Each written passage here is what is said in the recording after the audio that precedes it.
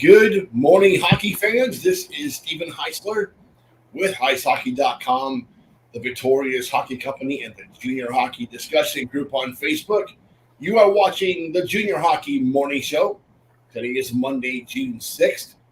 You can find this show on the World Sports Broadcasting Network, WSBN.TV, YouTube, Twitter, Facebook.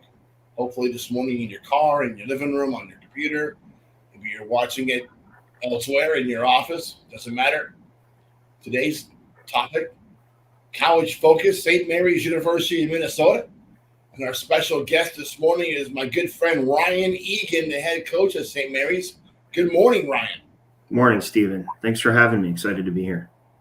Dude, it's been friends for a long time, and I just got reminded that I first kind of ran across you.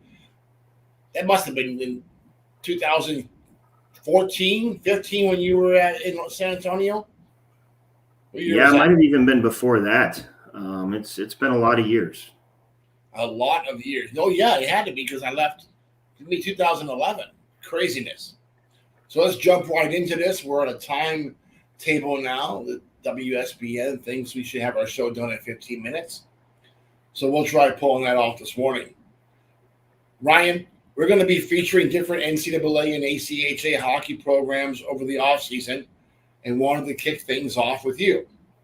Sonny and I got a chance to tour your campus. She still talks about it to this day and wants to go there.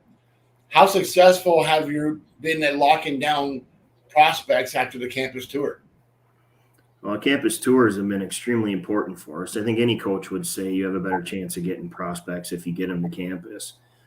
But I think, as much as getting to campus and seeing campus is important, I think prospects and recruits and families need to keep in mind what other things they should be paying attention to when they go to a campus tour. I think probably the biggest piece of the campus tour is getting to spend time with the coach and the coach getting to spend time with that athlete. I think too many recruits disregard that relationship between player and coach and how important that is in their success and their experience at a university. So it's hugely important for us. I mean, we retain a good percentage of players that we can get to campus. If a prospect projects to be an NCAA Division I everyday player by his third season at a certain school, why should the Cardinals be an option for him? Well, I think first and foremost, we want to make sure that athletes are considering Division III as an option. A lot of athletes are considering Division I at that point in time in their career and not considering Division III, and we want to change that and make sure that they know the opportunities that are available for them at Division III. But specifically here at St. Mary's, we had a beautiful location here in Winona, right on the Mississippi River. We kind of pride ourselves in outcomes and experience. The outcomes the university provides educationally, and then the experience we provide in our hockey program, I think, is second to none at this level for sure. St. Mary's last took the MIAC championship back in 1988.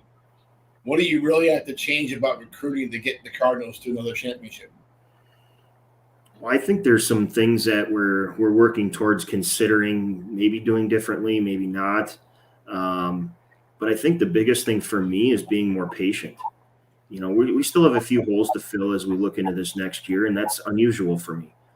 I like to be done recruiting. I think everyone likes to be done recruiting early in the spring. And I've just had to be more patient these last couple of years to make sure we're waiting and waiting on the right players, because the right players are still waiting for that great opportunity in Division I hockey. And those are the players that we're all fighting for, those players that are very close to being Division I athletes, but end up for whatever reason being a Division III athlete. So for me, I've had to change that, the patience piece, and then we need to continue to get players that believe they can come to St. Mary's and win. Ultimately, mentally, they've got to be in a place where they know they can come here, be successful individually, but as a team, that they can win and win consistently.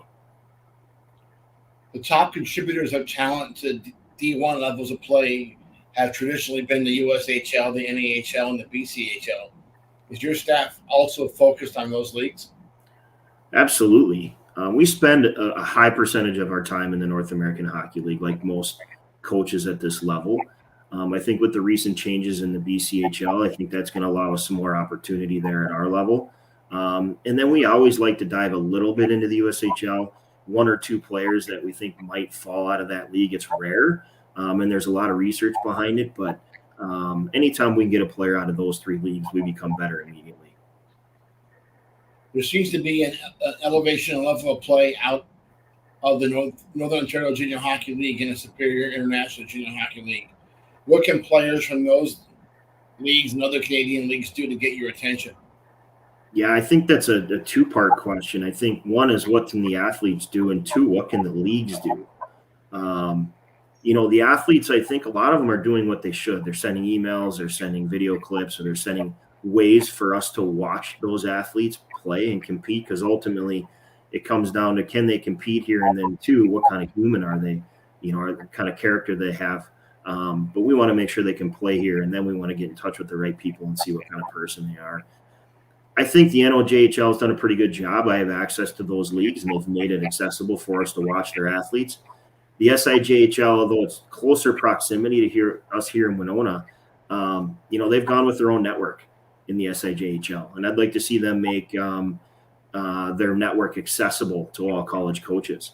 I'm working on trying to view a player in that league right now, and it hasn't been an easy task for me to get video and film on that athlete in that league. So I'd like to see that become more accessible for us, for sure. I think that's something that I can help your coaches get done. I have a direct communication with those, at least that commissioner, and I'm sure those guys would realize the errors of their ways by not making that automatic for your staffs. It should have been automatic in the first place. Yeah, and I think that it's interesting you asked that question, because it just kind of came up within the last week for me that there's an athlete that we're looking at, and I'm just trying to find film and find ways to watch that athlete play. Do you guys use Instat for a lot of your evaluations? Absolutely. We use Instat just about every single day in what we're doing and how we're doing it. At our level, we don't have huge budgets to travel the world as much as we would like, so we use Instat as much as anybody, I think, nowadays. And I can't believe there are Canadian Junior A hockey leagues that are not automatically putting all their content on Instat. I mean, it doesn't make a lot of sense. There's some truth to that. I think there's two sides to that story and some of the things that are going on with Instat in different leagues. But the more access for those athletes, the better. And the more that leagues are doing to give us access, the better for those athletes too. BCHL has recently made the choice to exit from Hockey Canada and simply do things on their own. This includes roster rules that really open up player recruiting to the entire continent and even a few Europeans.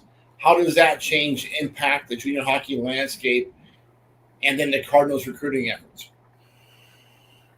I think it's yet to be seen how much it impacts the junior hockey landscape. I think it's definitely going to have an impact. I think, when I look at coaches in the AJ, the SJ, the MJ, and how it's going to affect their lives, if their top players are gravitating towards the BCHL, I think that's going to be very frustrating for those provinces and the leagues in those provinces and Hockey Canada as well.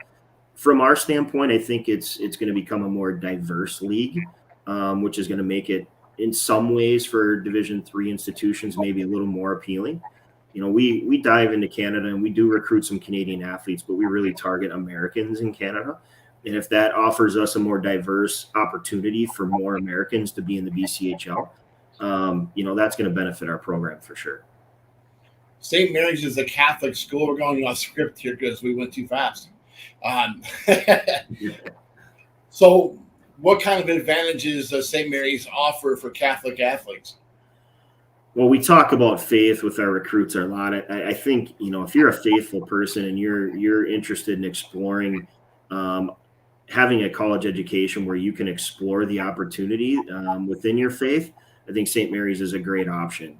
But I also think it's a place that, we don't shove faith, down our athletes or our students' throats either. I just think it's a great place to explore. It's a great place to become more faithful. And I think it's really become part of our identity here at St. Mary's that benefits those student athletes. the NCAA during COVID allowed players that were on rosters to get an extra year of eligibility. Is that still going on? Yeah, it's been very frustrating for a lot of coaches at high levels and athletes as well. And it's drug the recruiting process out. I mean, I still have a good list of athletes I'm still working with for this fall. And that's made it difficult for a lot of coaches and a lot of kids, and for guys like us in Division III level that are just waiting to see, when Division I rosters are going to be finalized and when those kids are forced to make a decision to play Division III hockey. So yeah, it's been an interesting path with that process, and I think hopefully in a couple of years it eases itself and becomes a little more clear. But it's been a little muddy out there lately. The transfer portal has been in the news continuously in the last couple of years, especially during the COVID situation. How much has that portal changed the whole landscape of junior hockey as far as 20-year-olds leaving early? They seem to be sticking around a little bit longer. Yeah, it's the transfer portal is what it is. Again, it's just making things difficult for a lot of athletes, and it's opening up some doors for some Division I programs and maybe even Division III programs that maybe weren't there. Everyone has their opinions, but ultimately, the dynamic is what it is right now. We're all just trying to navigate it best we can. Very good. So it's the most difficult question. I'm going to put you on the spot here for the last one.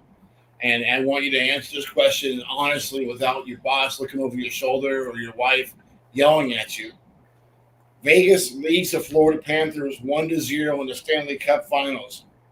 What team are you picking to win the series and how many games?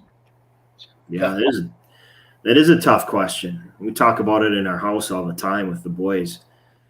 Ultimately, I went into the series thinking that Florida was going to win, and I think I still feel that way. I like Vegas's team a lot. I think they proved a lot in Game 1. I do think it's going to go 7 games, and I do think it's going to be Florida. Well, I took a different approach, pretty bold. I went with the Knights in 4 games, and the reason why, because Florida seems to have 3 lines that are able to go out and play, and the 4th line is kind of a liability. But Florida's been able to beat up on the teams in the East with being real physical and playing old-time hockey. I love seeing that. But Vegas, that's their game, right? They're much bigger. They're much stronger than the teams that Panthers have faced to date. And if that 4th line of the Panthers ices the puck, their coach is going to go crazy because he doesn't want to face the Knights' first line when that happens. So yeah. I think that proved to be a liability in the first game. And I see the Knights winning tonight and taking the cup in South Florida next week. So that wasn't by any Florida fans. Oh yeah, that's not going to be popular by any stretch with you being a Florida resident. I think they're going to be lower scoring games. Is my thought. I think the goaltending is going to play a huge piece.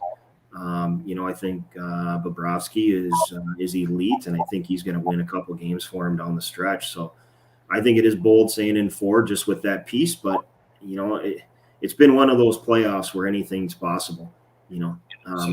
Florida's knocked off some monsters in this playoff, so it's tough for me to go against them at this point. I think it's a great story there too, and there might be some fate involved in their path as well. I know you see that flag behind my head. I'm not pissed at all, and I might be a little rough behind the edges after getting swept. So, yeah, Florida's won a lot of hockey games. I think the game against the Knights was one of the rare chances they were actually beat like that so far during the playoffs. So, right, they weren't really expecting that, So we'll see how they respond tonight. Should be an excellent game. We'll be dialed in from the car because I have to work because Tommy's a slave driver. So, folks, until tomorrow morning, you don't have a coffee, right? Enjoy your morning coffee.